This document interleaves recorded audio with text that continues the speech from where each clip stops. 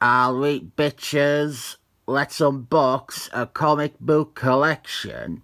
As per norm, I didn't know what is in here. I avoid looking at emails telling me what is being delivered to add a little bit of excitement to these otherwise dull videos. I reckon this is a Hulk Epic collection. I need to turn it around. Oy vey, it is Gerry Conway on Fantastic Force. Grim stuff. Poor early 70s comics by the most pedestrian writer around. This is volume 8, and it doesn't go all the way to the end of Gerry Conway's tenure on the title, which means we still have to wait for Volume 9 for Machismo. Suffice to say, I didn't rate Gerry Conway, and I will get into some of that and some of the crappy stuff he did with Fantastic Force. But I haven't seen the issues at the back. We do have a story I want to talk about. We do begin with issues written by Roger Thomas, with art by Sal Buscema, as John Buscema's brother. And right now, I am just savouring that Invisible Wife is still in the title. That is a little teaser for what is to come. It's looking like we are getting the origin retold, a nice team shot there. And in a rare case, I didn't think this paper is that bad. When you read these stories, just remember to savour Invisible Wife. I haven't read these Roger Thomas issues, so I didn't have a lot to say. I mean, in most of these unboxing videos, I have not read the content, so I didn't have a lot to say. At least not until I get to complain, that is. It is looking like we are having some sort of subterranean wars here. We have got Ans Moleman, Tyrannomon, Kala. Is this the blueprint for the 1991 crossover, Subterranean Wars? I hope not, because this is probably better than that. The fabulous FF's friends and foes. Mr. Doom and Ans Moleman. Hulk, Seaman, Silver Surfman, Galactus Man, Trapper, Seducer, Wingless Man, and the Sinister Sandman. And then the Unhumans, who were more popular than the Excellent Men, didn't forget. It said friends and foes, but these are the only friends they showed. The rest were mostly foes. Now here is the first appearance of Red Sonja. Yeah, that works. I am sure Red Sonja has been in another video. Definitely in one covers video, because I had Marvel 2 for 1 issue 60, and that one has her on the cover. And back then, I probably called her something like Thunderslut, or something like that. I probably wouldn't have called her Thunderslut, because it seems a bit misogynistic. You know what, let's look up on YouTube what I did call her. This is the sort of computer that I use. Son of Nimrod covers. And of course all you get is various bands doing covers of the Pixies song Nimrod's Son. Fifth though, just before Ceremony's cover of Nimrod's Son, which I have heard, we have my most recent covers video. Ceremony are an interesting band that reinvented themselves quite a few times. Worth checking out because you might like one of their albums. Start strong. Here we go. Let's start with Jason Byrne's cover for Marvel 2 for 1 56. That was completely wrong with the issue number. It's a classic cover, but I don't know if the world agrees with me on that. I think maybe the one thing that stops it from being considered a true, iconic, well-revered cover I think it is him having a broken arm in a sling. Having his arm in a sling. I didn't think I'm gonna name her. Weird. Superboy here. Wasting me time. So Red Sonja it is. A lot of the time with these unboxing videos, it is just an excuse to enjoy the Buscema art. By which I mean pages like this. Now this issue here is where they really start hammering the Flash and Iris as a couple. This cover is by Jim Strunke. Some people really hate this couple, but I find it hard to really have any emotional response to it. It is just a couple. While the paper is an improvement over normal, I am noticing some problems with the binding. Like with this page here. I mean, look at how tight that is. I think round about here we are nearing the end of Roger Thomas's run. We get the Human Fire's red costume. Remember that? And there is the cover that they put on the front. I don't think it's the best one in the collection. First issue by Gerry Conway. Gerry Conway was of the mindset, as were a lot of the idiot readers at the time, that Invisible Wife was useless. He got rid of her almost immediately and replaced her with Seducer. I want to upfront say Gerry Conway in the 70s was a scared little man. Of every writer, he was the one who was most blatantly and pathetically scared of feminism. Really, you didn't have to look any further than fucking Man-Eater for that. This was his understanding of feminism.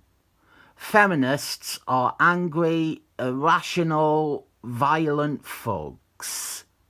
Men are the true victim of feminism. He also thinks feminists are fucking idiots too. Man-Eater was one of the absolutely worst things that Gerry Conway ever did. It wouldn't be my channel if I didn't point out that she eventually joined Thunderbals and became a really interesting character, and she rejected her past and even her name and admitted she was a misguided lesbian. Then a few years ago, Marvel killed her. Way to fridge your gaze, Marvel. Well, yeah, I think Gerry Conway was a bit sexist. He probably isn't now. But back in the Bronze Age, you can tell this is a man who doesn't like either powerful women or women in general. His most famous story is killing off a woman. And then you have Fantastic Force, where it's not in this collection, but he has Invisible Wife run off to SeaWorld, wanting to marry Seaman. I actually am okay with people who love Gerry Conway's writing, watching me videos and disagreeing with me. I like to discuss things down below if someone really likes something that I didn't. But this is an open call to any viewers who actually think Invisible Wife belongs with Seaman. Unsubscribe. Stop watching. I didn't really want you here. I do get people thinking that Mr. Fantasticals, he neglects or treats Invisible Wife badly. To them I say, maybe you should read more comics rather than panels people share on Twitter out of context. But the solution to that isn't to put Invisible Wife into a relationship with a fishman who already treats her like an object before they're even together. Wait, this is what I really want to talk about though. This is Fantastic Force 138. And the bad guy for this is of note to me. This story is, as you would expect, somewhere between a lifeless remake of a Silver Age story and a man submitting a script as fast as he can so he can get some of that sweet, sweet, meagre money.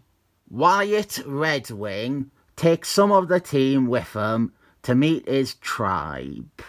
But his tribe are being attacked by someone. That someone is Miracle Man. That is his real name. When it is a character that most people have no awareness of, giving them an incorrect name just seems confusing.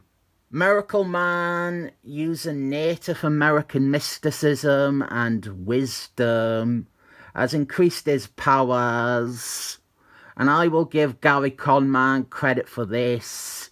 He attempted to revamp this character to better serve as a recurring enemy. Whether that was his intention, or if he was just lazily dusting off a character with one appearance, I didn't know. But let's talk about Miracle Man. Miracle Man has some tremendous pedigree. He was one of the very, very first supervillains that the Fantastic Four ever faced. He was created by Stanley Lee and Jack Quimby, and he was the main antagonist in the third issue of Fantastic Four. He isn't anything special. He is an illusionist and mental control baddie. He maybe deservedly never appeared again until Gerry Conway brought him back a year. However, this character did return after this. He was a bad guy in a Defenders story. I thought that was a good repurposing of an odd character. He's generic and not much of a real threat to Fantastic Four, but he could have endured as a Defender's bad guy, especially with them giving him a strong tie to Satan's son in that story.